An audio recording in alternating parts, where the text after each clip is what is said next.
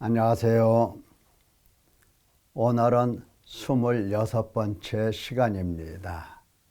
우리가 지난 시간에 고린도 교회에서 바울사도 일행이 하나님의 말씀에 붙잡혀서 예수께서 그리스도라 하는 복음을 증거했다는 말씀을 들었습니다.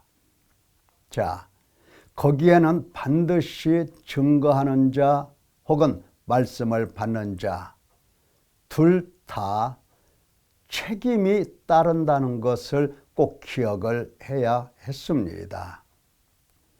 하나님의 말씀에 붙잡혀서 하나님이 선포하시는 말씀이기 때문에 그 말씀을 전하는 사람이 자칫 잘못 전하면 그 피가 하나님의 저주와 심판이 내 머리로 돌아오고, 만약에 그 증거되는 말씀을 받아들이는 그 입장에서 잘못 받아들이면 그 저주와 심판이 그의 머리로 돌아간다라고 하는 사실, 우리가 기억을 할 것입니다.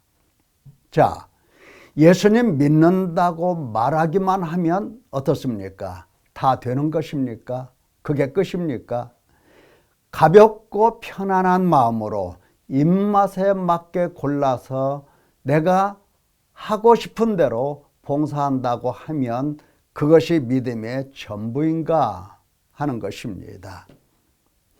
바울 사도가 고린도 교회에 1년 6개월을 머물면서, 그게 오랜 기간입니다. 1년 6개월을 머물면서 하나님의 말씀을 가르치고 전파했다라고 하는 것, 도대체 무슨 의미가 있겠습니까? 그게 무슨 뜻이겠습니까?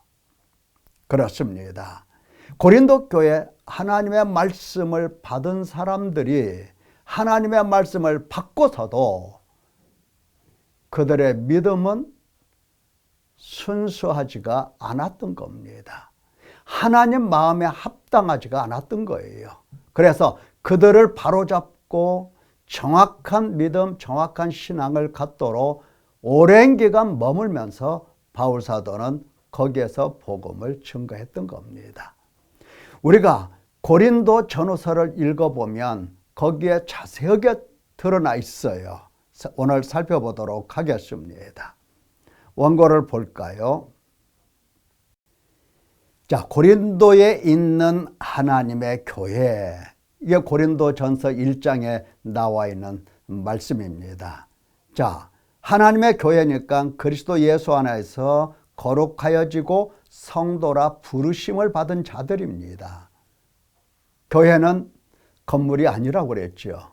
물론 교회도 물론 건물도 교회라고 부르지만 하나님께서 교회라고 하실 때에는 반드시 거룩하여지고 성도라 부르심을 받은 자들입니다.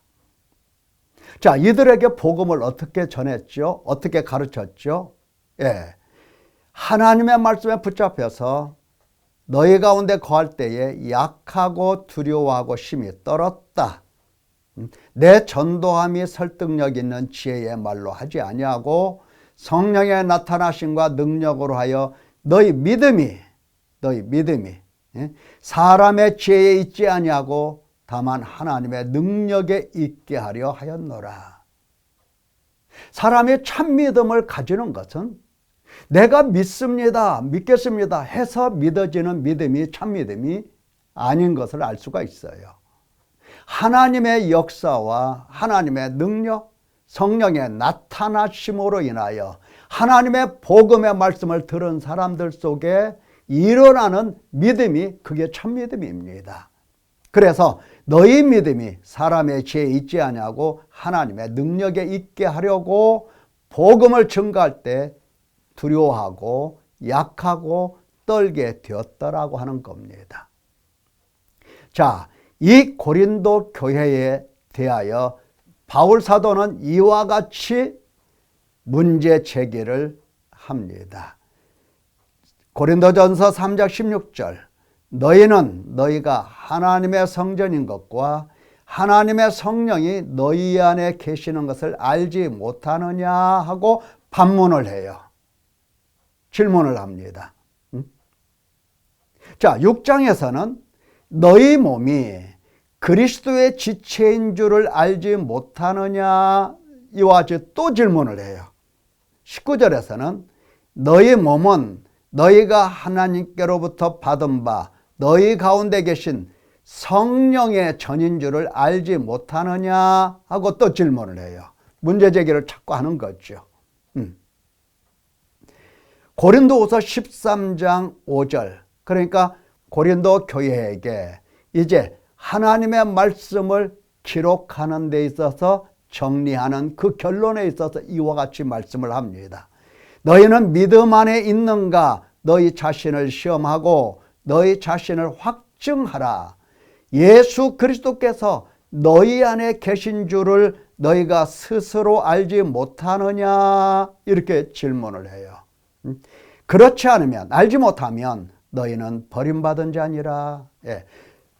예수 그리스도 안에서 거룩하여지고 성도라고 부르심을 받은 자들에게 보내는 편지글 마지막 결론에서 이렇게 이야기하는 겁니다.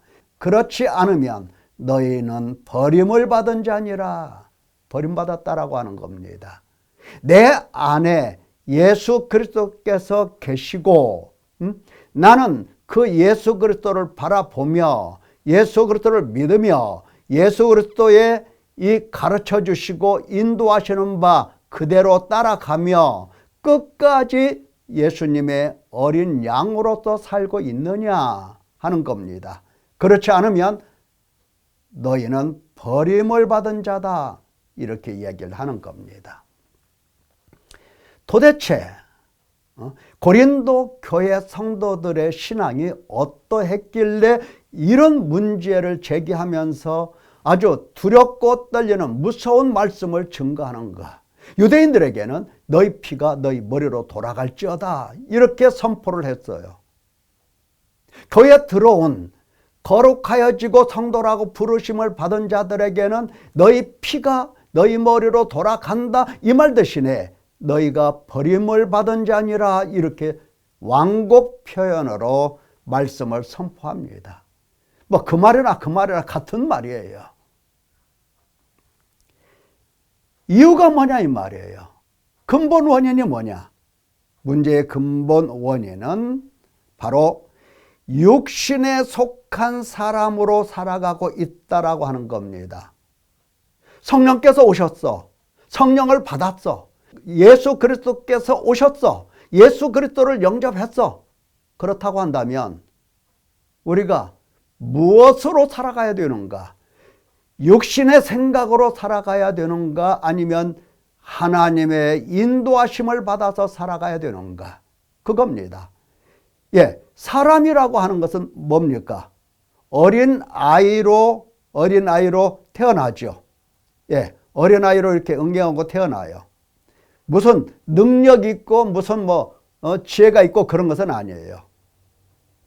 가능성만 있죠. 하나님은 이 인간에게 지성과 감성과 의지를 주시고 언어를 주셨어요. 짐승에게는 이러한 능력을 주시지 않았어요. 짐승은 태어난 대로 그저 태어난 대로 그대로 살아가면 돼요. 반면 사람은 태어난 대로 살아가면 안 돼요. 왜? 육신으로 태어났기 때문입니다. 육신으로 태어난 이 사람이 이제 항상 그러니까 하나님을 마음속에 모시고 성령을 받고 성령 하나님을 따라서 하나님의 백성으로 신령하게 살아가야 맞는 겁니다. 그러니까 모든 삶 속에서 내가 항상 무언가를 선택을 해야 돼요. 육신을 따를 거냐 성령을 따를 거냐 이 둘 중에 하나를 항상 선택을 해야 됩니다. 근데 보통 사람들은 육신에 속해 있기 때문에 육신의 생각대로 선택을 합니다. 그렇게 되면 하나님과 원수가 되는 거죠. 바로 고린도 교인들이 항상 선택하는 문제에 있어서 성령을 따라서 선택하는 것이 아니라 육신을 따라서 선택을 했다라고 하는 겁니다. 그것이 뭐냐? 구체적으로 이와 같은 겁니다. 육신에 속한 자의 불의한 삶을 사는 거고 무지 속에서 살아가는 겁니다. 고린도전서 3장에서 이와 같이 말씀합니다. 너희는 아직도 육신에 속한 자로다. 육신에 속한 자로다. 항상 선택하고 결정하고 생각하고 판단하고 행동할 때 육신이 언제나 그 마음 근저에 깔려 있더라라고 하는 겁니다. 육신의 영광, 육신의 이익, 육신의 지혜, 자기 만족을 따라서 모든 일을 선택하고 모든 일을 결정하고 모든 일을 행동하더라라고 하는 겁니다. 그것이 이제 구체적으로 무엇으로 나타나느냐? 시기와 분쟁입니다. 사람이 왜 싸워요? 나를 비운 사람은 싸우겠습니까? 성령을 따라가는 사람이 싸우겠습니까? 예. 항상 시기와 분쟁이 있더라라고 하는 겁니다. 바울 사도가 1년 6개월을 그 고린도에 머물면서 가르쳐야 했던 이 쓰라린 교훈, 하나님의 말씀은 바로 육신의 생각을 버리고 성령의 생각으로 살아가게끔 하기 위한 목적이었습니다. 자, 어찌 육신에 속하여 사람을 따라 행함이 아니리요? 이 세상에 하나님의 저주와 심판을 받는 사람들이 다 어떻게 살더냐? 육신을 따라서 살고 있어요. 거룩하고 성도라고 부르심을 받은 자들이 이 육신을 따라가면 똑같이 저주와 심판을 받게 되는 거예요. 자, 시기와 분쟁, 음행과 탐욕, 우상 숭배, 모욕하고 술 취하고 속여 빼앗고 이러한 삶을 살고 있더라. 우상의 재물을 먹고 늘 성도들과 분쟁하면서 서로 고발하고 고발할 때에 세상 법정에 고발을 하는 겁니다. 성도들에게 고발하는 게 아니고 뿐만 아니라 하나님을 시험합니다. 계속해서 시험을 해요. 또 하나님을 원망까지 해요. 어떤 하나님이신데 우리를 구원하기 위해서 우리를 찾아오신 하나님인데 그 하나님께 내 육신의 뜻이 이루어지지 않는다고, 내 마음대로 무엇가 이루어지지 않는다고 하나님을 원망을 해요. 이런 망령된 행실을 가진 자가 어디가 있어요? 망령된 거예요. 어리석은 거예요. 하나님을 원망해요. 원망하지 말라, 시험하지 말라. 계속 하나님이 이와 같이 말씀을 증거하도록 바울을 그 고린도 교회에 머물도록 했던 겁니다. 거기뿐만 아니라 육신에 따라서 삶을 살아가는 것이 불이라고 한다고 한다면 여기에 못지않게 육신을 따라가면서 무지 또한 큰 죄입니다. 무지. 그래서 그들이 받은 은사에 대해서 그들은 해석도 제대로 할 수가 없어요. 그래서 바울 사도는 은사는 여러 가지나 성령은 같고 직분은 여러 가지나 주는 같다고 얘기하면서 은사에 대한 올바른 해석을 내립니다. 너희가 방언을 하느냐? 사랑이 없으면 울리는 꽹과리와 마찬가지야. 너희가 예언을 하느냐? 사랑이 없으면 사랑이 없으면 아무것도 아니다. 산을 옮길 만한 믿음이 있느냐? 사랑 없으면 아무것도 아니야. 그래서 믿음, 소망, 사랑 이 세 가지는 항상 있을 것인데 그 중에 제일은 사랑이라. 하나님이 주신 이 은사, 하나님이 주신 이 직분, 믿음, 소망, 사랑 가운데서 이것이 기본으로 되어 있는 상태 속에서 하나님이 주신 일을 하는 거야. 가르쳐 주시는 겁니다. 뿐만 아니라 부활이 없다라고 얘기하는 사람도 있어요. 연보에 대해서도 어떻게 해야 될지를 모르는 이러한 사람들도 있었습니다. 적게 심는 자는 적게 거두고 많이 심는 자는 많이 거둔다. 인색함으로 억지로 하지 말라. 하나님은 즐겨내는 자를 사랑하신다. 서로 용서해라. 용서할 줄도 몰라. 육신에 속한 사람은 용서할 줄을 몰라. 복음이 가리워져 있어도 복음이 가리워져 있는 줄도 몰라. 예. 이게 무지인 겁니다. 복음을 몰라요. 무지예요. 뿐만 아니라 사람이 죽으면 그걸로 끝난다고 생각을 해요. 아니죠. 장막집이 무너지면 하나님께서 지으신 집, 곧 하늘에 있는 영원한 집이 우리에게 있다라고 가르쳐 주시는 겁니다. 육신에 속해 있으면 교회를 다녀도 교인이라고 할 수가 없어요. 성도라고 할 수가 없어요. 항상 육신의 생각을 버리고 성령을 따라가는 삶을 연습해야 하는 것입니다. 어떻게 연습할까요? 하나님의 성전이라고 하는 이 의식을 갖고 우리는 살아계신 하나님의 성전이라 그랬죠. 하나님의 성전은 뭐예요? 교회당? 아니라고 그랬어요. 나는 그들의 하나님, 그들은 내 백성. 이것이 성전 개념이에요. 이것이. 그러니까 하나님을 모신 사람, 하나님과 함께하는 사람, 그런 사람은 부정한 것 만지면 안 되는 거예요. 항상 자신을 깨끗하게 해야 하는 것입니다. 어떻게? 무엇으로? 회개입니다. 회개로 하는 거예요. 회개로. 자, 회개로 하나님의 성전에서 하나님을 모시고 살 수 있는 성령을 따라가는 사람 되도록 하나님은 우리에게 회개를 가르쳐 주셨어요. 회개 어떻게 할 것인가? 많은 사람들이 이 회개를 어떻게 해야 될지를 몰라요. 어려워해요. 자, 고린도 교회에게 하나님은 회개를 가르쳐 주십니다. 내가 편지로 너희를 근심하게 한 것을 후회하였으나 그랬죠. 고린도 교인들이 진짜 회개하게 된 것은 뭘로? 편지를 통해서. 다시 말하면 고린도 전후서를 통해서 편지를 받고 성경을 읽고, 오늘날로 말하면 성경입니다. 성경을 읽고 첫째 근심을 했다라고 하는 겁니다. 자, 이 근심이 도리어 너희가 근심함으로 회개를 하더라라고 하는 겁니다. 그래서 하나님의 뜻대로 하는 근심은 후회할 것이 없는 구원에 이르게 하는 회개를 이루는 것이다. 생명 얻는 회개를 하는 것이다 라고 하는 거예요. 그러니까 근심이 첫 번째 있어야 되는 겁니다. 하나님의 말씀을 들었을 때에 죄와 죄의식을 갖고 근심하기 시작을 하는 겁니다. 근심한다라고 하는 것은 나의 정신과 그러니까 나의 지성, 감성, 의지 속에서 고통을 느끼게 되어야 하는 겁니다.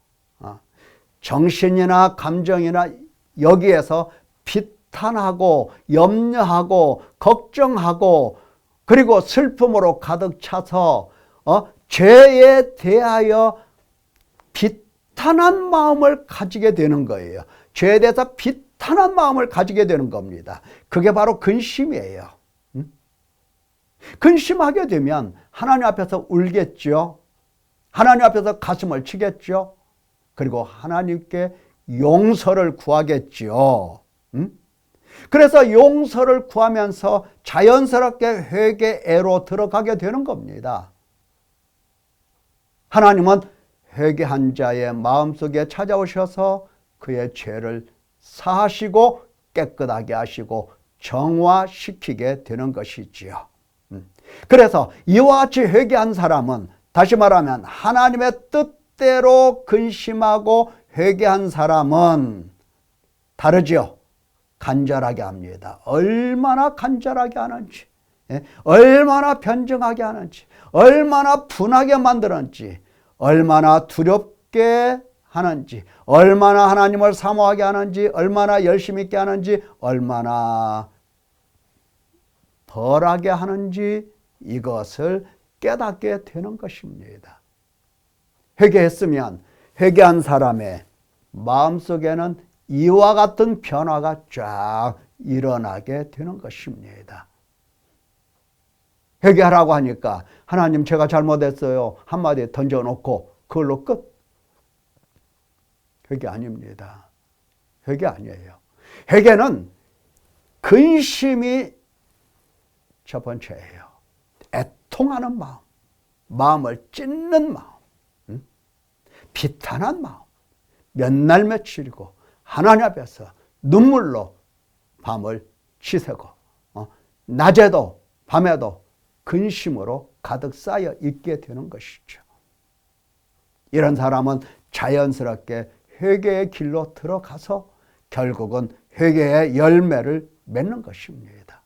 자, 이와 같은 회개의 열매가 맺혔는가? 그렇죠. 고린도후서 13장 5절. 고린도후서 13장 5절. 너희는 믿음 안에 있는가? 너희 자신을 시험하고 너희 자신을 확증하라. 예수 그리스도께서 너희 안에 계신 줄을 너희가 스스로 알지 못하느냐? 그렇지 않으면 너희는 버림을 받은 자니라. 바울 사도는 고린도 교회에 1년 6개월 머물면서 집중적으로 회개하도록 가르쳤다라고 하는 것을 우리가 간접 배울 수가 있습니다. 나는 지금 오늘날까지 교회를 몇 년 다녔습니까? 회개하라는 말씀을 몇 년째 듣고 있습니까? 그렇습니다. 이제 하나님 앞에서 하나님의 말씀으로 근심하기를 시작하십시오. 하나님께서 자연스럽게 회개로 인도하시고 회개 열매 맺는 그 복을 주실 것입니다. 그래서 하나님께서 들어와 거하시기에 불편하지 않는 하나님의 성전이 되게 하시고 그리고 영원한 하나님 나라까지 인도하여 주실 것입니다. 오늘은 여기까지. 감사합니다.